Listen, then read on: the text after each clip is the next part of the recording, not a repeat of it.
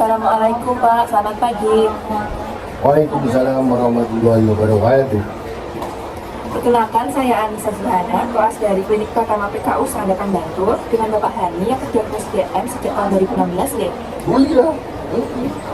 Waktu pertama kali sebelum terdiagnosis DM, gejalanya apa saja ya Pak?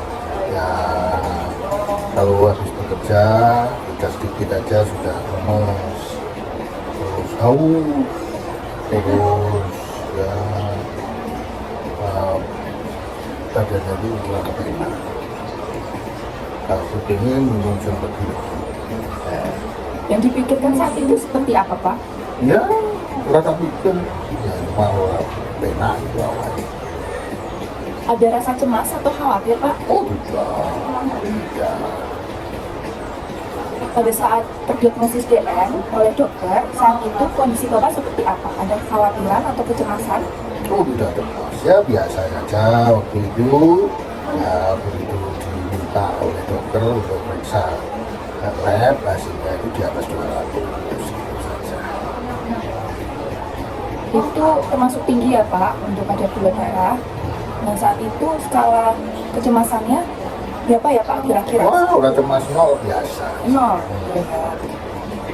Setelah terdiagnosis, apakah anak-anak ikut sedih atau gimana responnya Pak? Wah, sedih enggak, cuma kalau pas paham apa jajan sama orang tua itu dia melarang minum yang manis-manis, ya, apalagi untuk soda, koyo Fanta, Coca-Cola, padahal anaknya udah ngomong dulu udah ngombe, yang lebih dia kepengen. Oh, berarti anaknya juga suka mengingatkan ya Pak? Oh iya, jelas. Ada dampak kegiatan sehari-hari nggak? Hah? Ada dampak pada Ya, kegiatan ya sehari-hari cuma nggak? capek. Kalau habis kerja, kayak dulu kerja itu nggak terpikirkan, sekarang yang kerja sedikit sudah rasanya capek. Seperti itu. Ada hal yang ditakuti Pak? No, enggak ada. Yang ditakuti hanya Allah Subhanahu wa Ta'ala. Oh iya. Dari tadi kita sudah nyebut terkait diabetes mellitus ya. Apakah Bapak tahu apa itu diabetes mellitus? Ya, apa ya? Apa ya, Bu ya? Dari ini pankreasis rodo rusak, jadi resolusi gula. Mau bener murah? Ya, benar Bapak. Cukup benar. Wis.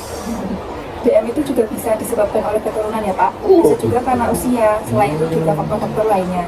DM itu sebenarnya ada 3 klasifikasi Pak. Yang pertama itu DM tipe 1. Iya. Disebabkan karena kerusakan sel beta pankreas. Jadi di tipe ini yang masalah itu adalah radang pankreas. Sama seperti yang Bapak tadi sebutkan ya.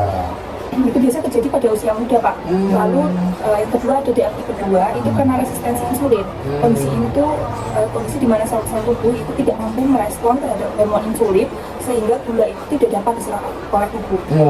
Ya biasanya itu terjadi pada orang tua Pak. Oh iya. Ya faktor pencetusnya yang pertama itu bisa karena gaya hidup yang nggak asal kayak makan makanan yang berlebihan, yang mengandung gula, karbo, lemak. Lalu juga karena olahraganya kurang Pak. Nah, itu sih sok males olahraga. Ya, terus juga menurut WHO itu disebutkan bahwa kita wajib olahraga Pak selama 30 menit setiap harinya dengan intensitas yang sedang. Intensitas sedang itu maksudnya seperti berjalan kaki saat pagi hari atau bisa 30 menit setiap 3 kali seminggu. Itu cukup Pak. Atau dengan intensitas berat seperti berenang, bersepeda, seperti itu.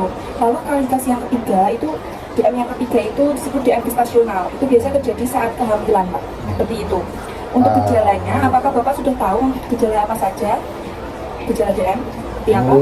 Jalannya? Iya. Ayo minta tadi itu. Lemes, haus, ya kan? Rasa ngantuk, ayo minta yang mana minta? Iya benar Pak, itu salah satunya ya. Dari semua itu apakah terjadi di Bapak? Ya itu terjadi ada. Utamanya kalau nanti makanya enak minum manis nanti kira-kira 3 jam itu sudah terasa tidak enak lagi badannya. Tapi pas makannya, pas minumnya, enak banget. Nah itu jadi kendala. Memang orang DM itu gejalanya itu sering merasa haus, sering lapar dan banyak buang air kecil Pak. Untuk pengobatan DM apakah Bapak sudah tahu seperti apa? Gua yang periksa dokter kok. Ya, rutin tiap bulan periksa dokter, minta obat, diminum obatnya. Nah, rutin. Ini tak? Oke. Untuk pengobatan alternatif pernah menjalani pengobatan alternatif bukan? Enggak, alternatif ya kalau ada orang yang cerita suruh apa namanya minum daun ya, daun salam katanya bagus. Jadi sempat minum pengobatan alternatif ya. Untuk cara minumnya apakah diminum bersama dengan pengobatan dari dokter? Yo, harus jeda miru nih di bareng ya kan? Nah, Berarti Bapak sudah tahu ya terkait cara minumnya. Lalu untuk pengaruhnya Pak, dari antara obat dari dokter sama pengobatan alternatif paling ngaruh yang mana Pak? ya namanya obat dari dokter itu kan untuk mempertahankan, mengendalikan saluran air, ya kan? Nah, cuma kalau alternatif mencoba untuk menurunkan, kalau bisa turun, itu kan kondisinya sendiri-sendiri. Yang namanya obat alternatif itu si A, kemudian cocok dengan daun salam si B, ya kan? Tidak cocok. Cocoknya mungkin dengan daun insulin atau apa itu alternatif itu. Biasanya untuk rata-rata kadar gula darah berapa Pak? Ya 200-an. 200-an. Dari 200 itu apakah sudah terjadi komplikasi? Ya ada komplikasi kan mesti toh. Jadi ini kalau diabetes itu bisa menjalar kemana-mana. Tapi ya berusaha saja dengan baik ya. Ikhtiar minta pada Allah Subhanahu wa Ta'ala. Yang penting sholat tahajud, banyak cerita kalau sholat tahajud itu bisa menahan laju gula. Jangan sampai sholat tahajud itu ditinggalkan. Untuk terkait komplikasi apakah Bapak sudah tahu? Iya, harus tahu saya kan sudah ikut di pertemuan-pertemuan untuk di seminar-seminar itu ya, jadi banyak sekali sebetulnya memang harus dijaga supaya mungkin jangan sampai komplikasi. Ya, komplikasinya yang Bapak tahu seperti apa Pak? Wow, kan banyak ini ya. Ada yang saya lihat dia kena stroke, kena jantungnya, ada yang dia kena kakinya sehingga harus diamputasi dan sebagainya. Kalau bisa ya jangan sampai sakit seperti itu. Makanya kita perlu dengan alternatif yang lain mendekatkan diri kepada Allah Subhanahu wa Ta'ala dengan rutin menjaga sholat tahajud. Karena sholat tahajud adalah sholat malam yang paling baik untuk tubuh kita hidup. Oke, ya tadi terkait komplikasi sudah benar ya Pak. Salah satunya bisa diamputasi itu karena adanya luka atau ulkus yang biasa terjadi di bagian kaki. Itu biasanya disebabkan karena kadar gulanya terlalu tinggi, lalu juga karena minum obat yang tidak rutin. Kondisi ini jika Bapak ketika berjalan itu tidak pakai sandal, pada kondisi kaki Bapak itu kebas. Kebas ini disebabkan karena sarafnya itu sudah kena Pak, karena dari penyakit DM itu. Nah, maka dari itu kalau ada luka nggak terasa karena luka itu, dan gula darah nggak dikontrol makin lama, penyembuhannya itu akan makin lama Pak.